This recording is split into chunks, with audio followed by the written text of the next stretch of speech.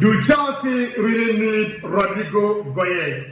The story that is making waves around world football is about Chelsea negotiating with Real Madrid for Rodrygo Goyes da Silva, the winger who can play across both sides, either as a right winger or as a left winger, even as a centre forward. He can play. Even in Brazil currently, there's matches that the Don Carlo Ancelotti deploys him as the number 10 or the attacking midfielder of the team.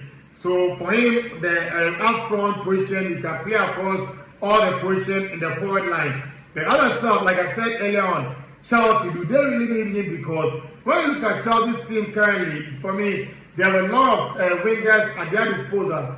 Pedro Neto is over there, Alejandro Garnacho, they have Jamie Binogates, they have Esteban Willian, João Pedro can play over there, Cole Palmer can play, Raheem Sterling has been frozen out of the team. So this is a team that in terms of that position that Rodrygo Goyes da Silva will be playing for them, they have it in abundance. But the question that I asked earlier, if I'm to give an answer to it, I'll say yes, because the players that I've mentioned, most of them are young players, and those that are not young, in terms of the exposure, pedigree, experience, the know-how, when it comes to the big competitions, most of them are not there. Talk of Esteban Willian.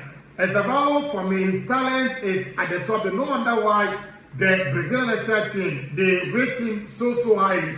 They believe that in the World Cup, he can be able to help them to win the World Cup, a tournament that they've not won since 2002. Esteban Willian with his qualities can help them. But in terms of European football, he's not there, just 18 years. Having earlier on moved from Brazil to that Europe, so it took taking some time for him to settle into European football. Jamie Binogates, I'll talk about him. He's also another youngster from the academy of Manchester City. He moved to Dortmund, and at the Westfalen Stadion or the Signal Iduna Park, he played some big part before he got some minutes to play. But before he left, he wasn't part of the plans of the coach of that Borussia Dortmund, that Niko Kovac.